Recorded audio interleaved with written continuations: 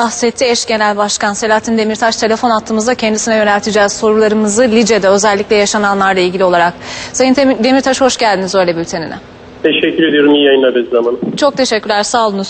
Sayın Demirtaş, özellikle Lice'de yaşananlarla ilgili olarak hükümet kanadından gelen bir provokasyon nitelendirmesi var.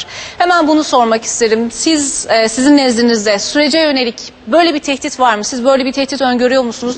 Neler yaşandı Lice'de sizin nezdinizde? Buyurun. Evet, son derece üzücü bir olay tabii ki. Ben öncelikle yaşamını yitiren Medeni Yıldırım arkadaşımız ailesine başsağlığı diliyorum. Allah'tan rahmet diliyorum. Yaralılara geçmiş olsun ve acil şifalar dileklerimi iletiyorum.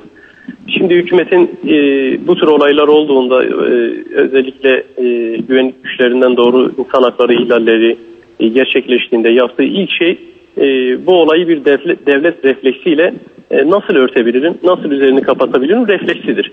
Yapılan ilk açıklamalar eğer gerçekten hükümet kanadından provokasyon olduğuna inanılıyorsa o halde karakol komutanının derhal görevden alınması lazım. Çünkü ateş emrini veren göstericiler değil, ateş emrini veren ve orada silah kullanan, ateşli silah kullanan tek kişi veya grup güvenlik güçleridir. Eğer provokasyondan söz ediliyorsa ve hükümet buna gerçekten inanıyorsa gereğini derhal yerine getirsin. Provokasyonu yapan komutan, oradaki güvenlik güçleri kimse onu derhal görevden alsın. Sorumlularını yargılayacağını ve adalete teslim edeceğini açıklasın.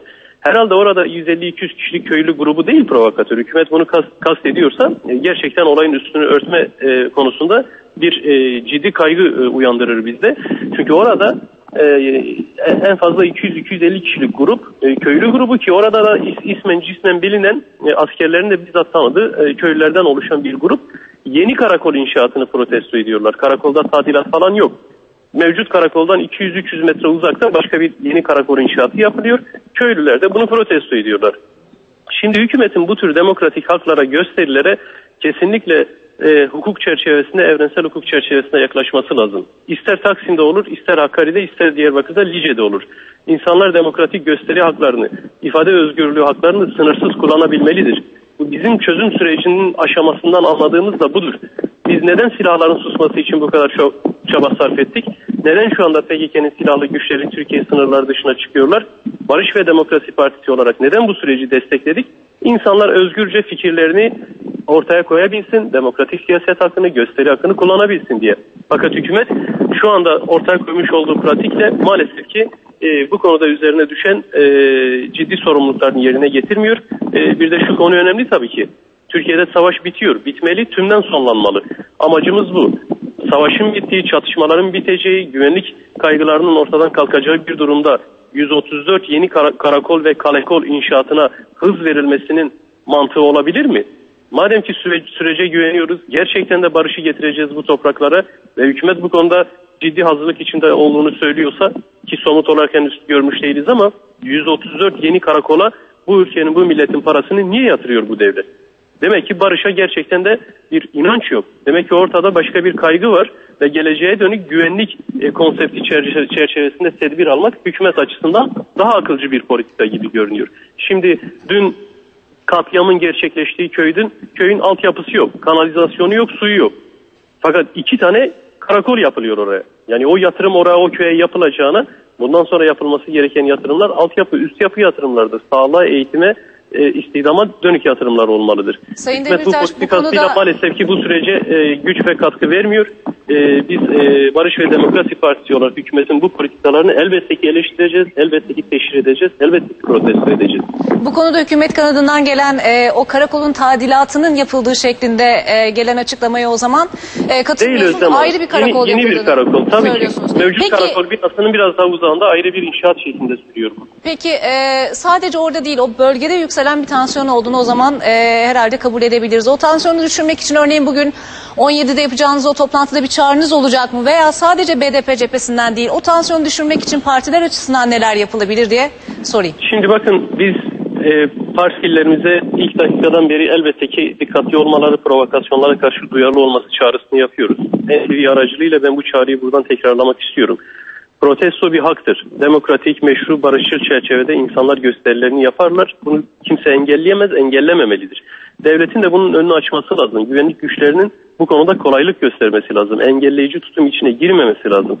İnsanlar hidroelektrik santrali de protesto ederler. Koruculuk sistemini de, yeni karakolu da, Gezi Parkı'nı da ve hükümetin yapması gereken şey bu tür gösterilere karşı derhal silah kullanıp insanları taramak değildir. Lice'de insanlar arkalarından vurulmuştur. Geri dönerken insanlar kaçmaya çalışırken ateş edilmiştir.